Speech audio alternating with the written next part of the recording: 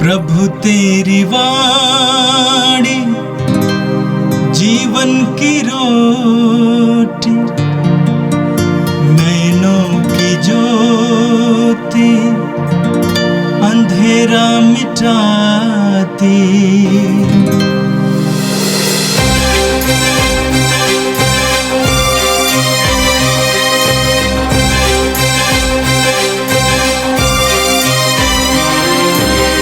प्रभु तेरी वाणी जीवन की रोटी, नैनों की ज्योति अंधेरा मिटाती।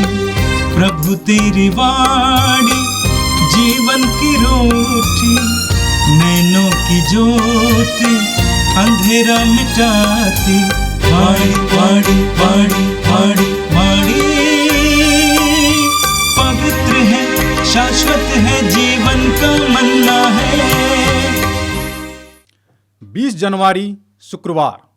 पहला पाठ इब्रानियों के नाम संत पौलुस का पत्र, अध्याय 8, पद संख्या 6 से 13 तक। वह एक श्रेष्ठतर विधान के मध्यस्थ है। अब जो धर्म सेवा मसीह को मिली है वह कहीं अधिक ऊंची है, क्योंकि वह एक ऐसे विधान के मध्यस्थ हैं जो श्रेष्ठतर प्रतिज्ञाओं पर आधारित है।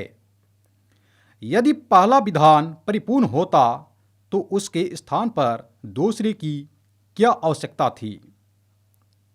ईश्वर उन लोगों की निंदा करते हुए कहता है, प्रभु यह कहता है, वे दिन आ रहे हैं जब मैं इस्राएल के घराने के लिए एक नया विधान निर्धारित करूंगा।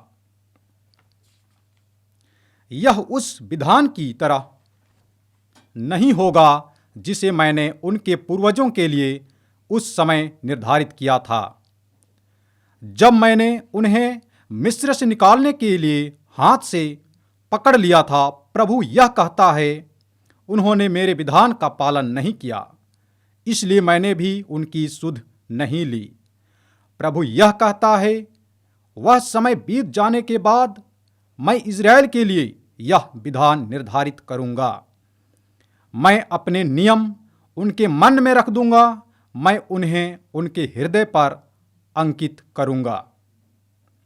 मैं उनका ईश्वर होऊंगा और वे मेरी प्रजा होंगे। इसकी जरूरत नहीं रहेगी कि वे एक दूसरे को शिक्षा दें और अपने भाइयों से कहें, प्रभु का ज्ञान प्राप्त कीजिए, क्योंकि छोटे और बड़े सब के सब मुझे जानेंगे। मैं उनके अपराध क्षमा कर दूंगा और उनके पापों को याद नहीं रखूंगा। ईश्वर यह विधान नया कहकर पुकारता है, इसलिए उसने पहला विधान रद्द कर दिया जो पुराना और जराग्रस्त हो गया है, वह लुप्त होने को है। यह प्रभु की वाणी है। संत मार्कुस के अनुसार पवित्र सुसमाचार, अध्याय 3, वाक्य 13 से 19 तक। ईसा पहाड़ी पर चढ़े। वे जिनको चाहते थे उनको उन्होंने अपने पास बुला लिया। वे उनके पास आए और ईसा ने उनमें से 12 को नियुक्त किया, जिसे वे लोग उनके साथ रहें और वह उन्हें अबदूतों को निकालने का अधिकार देकर सुसमाचार का प्रचार करने भेज सके। ईसा ने इन 12 को नियुक्त किया। सीमोन को, जिसका नाम उन्होंने पेतरुस रखा, जेबदी के पुत्र याकूब और उसके भाई योहन को, जिनका नाम उन्होंने बोआनर्गेस अर्थात गर्जन के पुत्र रखा, अंद्रेस, फिलिप, बर्थलोमी, मत्ती, थॉमस, अल्फाई के पुत्र याकूब, तद्देउस और सीमोन को जो उत्साही कहलाता है, और यूदस इस्करियोती को जिसने ईसा को पकड़वाया। यह प्रभु का दिव्य सुसमाचार है। क्रिस्त प्रभु की जय। मेरे प्रिय भाई और बहनों, आज का पहला पाठ इब्रानियों के नाम संत पौलुस के पत्र के अध्याय 8 से लिया गया था। आज के पाठ में आपने सुना संत पौलुस नए विधान के बारे में बताते हैं। ये विधान क्या है विधान का तात्पर्य है एक रिश्ता, एक अटूट रिश्ता, एक गंभीर रिश्ता, एक करार। आदि मानव ने जब पाप किया उस समय से मनुष्य ईश्वर से अलग हुआ, दूर हुआ। उस समय से ईश्वर अपना हाथ बढ़ा रहा है यह कहकर कि हम रिश्ता बनाएं, तुम मेरी प्रजा बनी रहो, मैं तुम्हारा ईश्वर रहूंगा। बार बार ईश्वर ने मनुष्य के साथ एक करार यानी विधान बनाने की बात सोची। ईश्वर अपनी ओर से प्रतिज्ञाएं देता है, मैं तुम्हारा ईश्वर बना रहूंगा, मैं तुम्हें संरक्षण प्रदान करूंगा, मैं तुम्हारी रक्षा करूंगा, मैं तुम्हें और तुम्हारे बच्चों को आशीर्वाद दूंगा, तुम जहां कहीं भी जाओगे मैं वहां तुम्हारे साथ रहूंगा और तुम मेरी प्रजा बने रहो।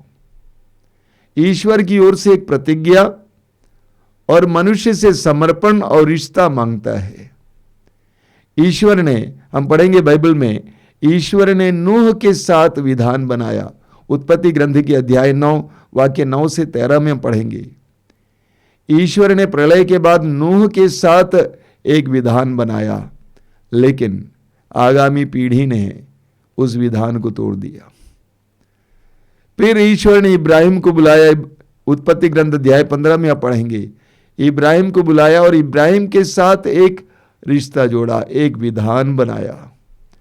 इब्राहिम से कहा कि मैं तुम्हारे द्वारा तुम्हारी संतानों को आशीर्वाद प्रदान करूंगा।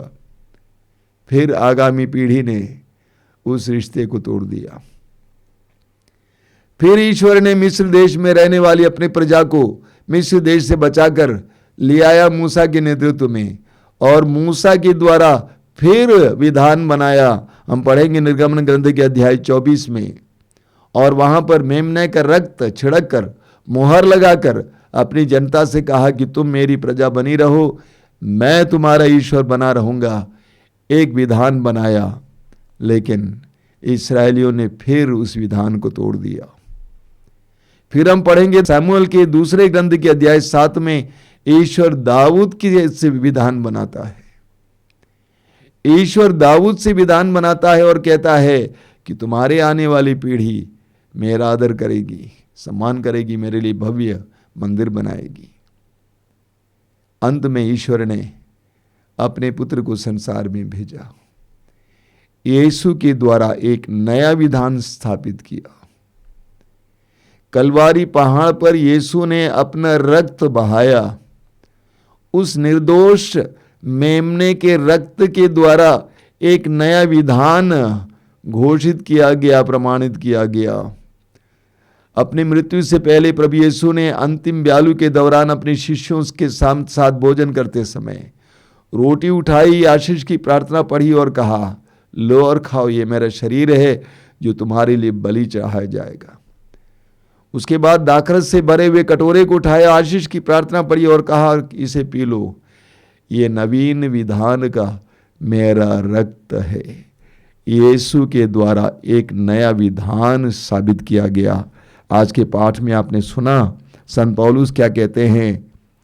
इन बातों का सारांश यह है, हमारे एक ऐसा प्रधान याजक है जो स्वर्ग में महामहिम के सिंहासन की दाहिनी ओर विराजमान होकर उस वास्तविक मंदिर तथा तंबू का सेवक है जो मनुष्य द्वारा नहीं बल्कि प्रभु द्वारा स्थापित है। आगे वचन में आप पढ़ते हैं, प्रभु ने अपने लोगों से कहा, वे दिन आ रहे हैं जब मैं इस्राएल के घराने के लिए, अब यूदा के घराने के लिए एक नया विधान निर्धारित करूंगा। उन्होंने मेरे विधान का पालन नहीं किया, इसलिए मैंने भी उनकी सुधि नहीं ली। प्रभु ये कहता है, वो समय बीत जाने के बाद मैं इस्राएल के लिए ये विधान निर्धारित करूंगा। मैं अपने नियम उनके मन में रख दूंगा, मैं उनके हृदय के पर अंकित करूंगा, मैं उनका ईश्वर होऊंगा और वे मेरी प्रजा होंगे। इसकी जरूरत नहीं रहेगी कि वे एक दूसरे को शिक्षा दें और अपने भाइयों से कहें प्रभु का ज्ञान प्राप्त कीजिए, क्योंकि छोटे और बड़े सब के सब मुझे जानेंगे। मैं उनके अपराध क्षमा कर दूंगा और उनके पापों को याद नहीं रखूंगा। आगे पौलुस कहते हैं, इस प्रकार ईश्वर इस विधान को नया कहकर पुकारता है, इसलिए उसने पहला विधान रद्द कर दिया है। जो पुराना और जराह ग्रस्त हो गया है वह लुप्त हो जाने को है। ईश्वर ने यीशु के द्वारा एक नया विधान मनुष्य जाति के साथ स्थापित किया। पुराने विधान और नए विधान में क्या फर्क है? पुराने विधान में जो मूसा को दिया गया था, ईश्वर ने पाटियों पर अपनी आज्ञाओं को लिखा था, पत्थर की पाटियों पर। पौलुस कहते हैं नए विधान में पत्थर की पाटियों पर नहीं बल्कि मानव हृदयों पर अंकित किया जाएगा, ईश्वर का नियम। दूसरा, सभी लोगों के लिए ज्ञान है, सभी लोग ज्ञान से भर जाएंगे, दूसरों की मदद की आवश्यकता नहीं होगी। तीसरी बात, पवित्र आत्मा इस नए विधान में कार्य करता है, लोगों को समझाता है, ईश्वर ये ज्ञान देता है। इसलिए और ईश्वर मनुष्य के पापों को क्षमा करता है, इसलिए पुराने विधान की आवश्यकता नहीं है। हम नए विधान की प्रजा हैं। प्रभु यीशु के द्वारा ईश्वर ने हमें अपनी प्रजा बना ली है। यीशु के द्वारा ईश्वर ने हमें अपनी संतान बना ली है। यूहन्ना के सुसमाचार के अध्याय 1 उसके वाक्य 12 में यूहन्ना कहता है, जितनों ने उसे अपनाया और उसके नाम में विश्वास किया उन सबको उसने ईश्वर की संतान बनने का अधिकार दिया है। यीशु के द्वारा एक नया विधान बन गया है और उस विधान की हम प्रजा हैं। यीशु उस महान विधान के महापुरोहित हैं।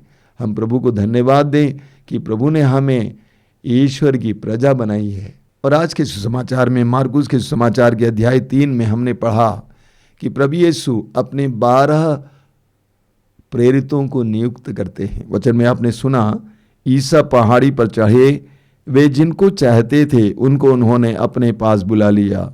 वे उनके पास आए और ईसा ने उनमें से 12 को नियुक्त किया जिससे वे लोग उनके साथ रहें और वह उन्हें अबदूतों को निकालने का अधिकार देकर सुसमाचार का प्रचार करने भेज सके।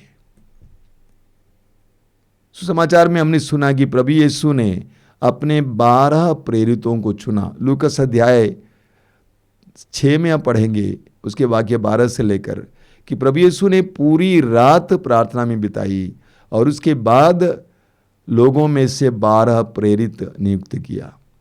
सबसे पहली बात कि प्रभु ने क्यों 12 प्रेरित नियुक्त किया, क्यों नहीं 10? हम पुराने विधान में पढ़ेंगे कि याकूब के 12 पुत्र थे और उन 12 पुत्रों के नाम पर 12 गोत्र या वंश बने हैं। मिस्र से कनान प्रदेश आने के बाद उन 12 वंश के नाम पर 12 प्रांत बने। प्रभु यीशु इसी परंपरा को बनाए रखना चाहते थे। उसी यहूदी इस्राएली परंपरा के तहत प्रभु यीशु ने 12 प्रेरितों को चुना। 12 प्रेरितों को चुना, उनका नाम प्रेरित रखा। प्रेरित का मतलब है भेजा गया। प्रभु यीशु ने इन 12 प्रेरितों को चुना ताकि वे भेजे जाएं, उनको एक मिशन दिया जाए, एक कार्यभार दिया जाए। अपने कार्यों को जो प्रभु यीशु करते थे उन कार्यों को जारी रखने की जिम्मेदारी दी जाए। सुसमाचारों में हम पढ़ते हैं कि हजारों की संख्या में लोग प्रभु यीशु के पीछे चलते थे। उनमें से प्रभु ने 72 लोगों को चुनकर सुसमाचार सुनाने के लिए भेजा। उनमें से प्रभु ने 12 लोगों को चुनकर उनको प्रेरित नाम दिया। प्रेरित जो भेजा गया हो। यह एक विशेष चुनाव है, विशेष बुलाहट है, क्योंकि सुसमाचार में उनका एक एक नाम दिया गया है, यानी एक विशेष बुलाहट। हम लोग भी विशेष रूप से बुलाए गए हैं, एक विशेष बुलाहट। हम देखते हैं कि इन 12 में अलग अलग प्रकार के लोग हैं। कोई मछुआ है, कोई चुंगी लेने वाला है, अलग अलग प्रकार के लोग। यहां तक कि प्रभु ने यूदस करियोती को भी चुना जो यीशु को पकड़वाने वाला था। यीशु अंग्रेजी में कहा जाए इंक्लूसिव थे, एक्सक्लूसिव नहीं थे। यीशु का हृदय बड़ा था। हम में से बहुत सारे लोग सोचते हैं हमारे ही बिरादरी के लोग होते, हमारे ही तरह के लोग होते, हमारे ही वंश के लोग होते, हमारे ही प्रांत के लोग होते। प्रभु यीशु का हृदय विशाल था, सबको लिए। प्रेरितों में हर तरह के लोगों को हम देखते हैं, यहां तक कि यूदस को जो यीशु को पकड़वाता है बाद में। प्रभु यीशु ने उनको कैसे शिक्षा दी, उनका प्रशिक्षण कैसे किया, इसके बारे में भी आज के सुसमाचार में आपको सुनने को मिला। प्रभु यीशु ने उनको अपने साथ रखा। प्रशिक्षण की यही शैली थी, साथ रखा। यानी सबसे पहले यीशु साथ रहने योग्य थे। यीशु ही सुसमाचार है। यीशु सुसमाचार सुनाते थे, लेकिन यीशु ही सुसमाचार हैं। और शिष्य यीशु के साथ रहे। साथ रहने से क्या होता है हम जानते हैं। गलत संगति में पढ़ने से इतने सारे युवक युवतियां बर्बाद हो जाते हैं, लेकिन अच्छे लोगों की संगति में आने से कितने लोगों का उद्धार हो जाता है। छोटा सा उदाहरण बार बार मैं आपको देता हूं।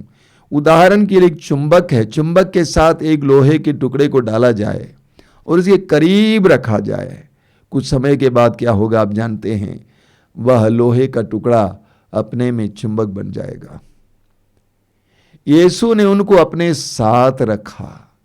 उन्होंने यीशु को देखा, चखा, अनुभव किया, सुना, यीशु के कार्यों के वे साक्षी हुए। ये प्रशिक्षण और शिक्षा का तरीका था। इतना ही नहीं, यीशु के अंदर जो सामर्थ्य था, जो अधिकार था, उन्होंने अपने शिष्यों को दिया। लूकस अध्याय 10 वाक्य 19 में प्रभु यीशु कहते हैं, मैंने तुम्हें सांपों, बिच्छुओं और बैरी की सारी शक्तियों पर अधिकार दिया है। यीशु ने उन्हें अधिकार दिया। मेरे प्रिय भाइयों और बहनों, हम में से हर विश्वासी, हर मसीही भी यीशु के द्वारा विशेष रूप से चुना गया है, बुलाया गया है। प्रभु ने हमें भी बुलाया है, हमें भी एक मिशन दिया गया है। उसी तरह प्रभु हमें भी अपने अधिकार और सामर्थ्य से भरना चाहते हैं। जरूरत है कि हम प्रभु के साथ रहें। आइए हम प्रार्थना करें। प्रभु यीशु, धन्यवाद देते हैं तेरे इन पवित्र वचनों के लिए। आज के संपूर्ण वचन के लिए धन्यवाद देते हुए हम प्रार्थना करते हैं, इन वचनों में छिपे हुए मर्मों को समझने के लिए हमें कृपा दीजिए। हमें तेरे करीब रहने की शक्ति का कृपा दीजिए। तेरे साथ रहकर सामर्थ्य पाने का, तेरे साथ रहकर अधिकार पाने का हमें विशेष कृपा दीजिए। ये प्रभु यीशु वचनों को सुनने वाले मेरे भाई बहनों को आशीर्वाद देना। वे जहाँ कहीं भी जाए, आज के दिन तेरा संरक्षण महसूस करें, तेरी सुरक्षा महसूस करें। हमारी इस प्रार्थना को ग्रहण कर। आमीन। प्रभु तेरी वाणी जीवन की रोटी, नैनों की ज्योति अंधेरा मिटाती। वाणी वाणी वाणी वाणी वाणी पवित्र है, शाश्वत है, जीवन का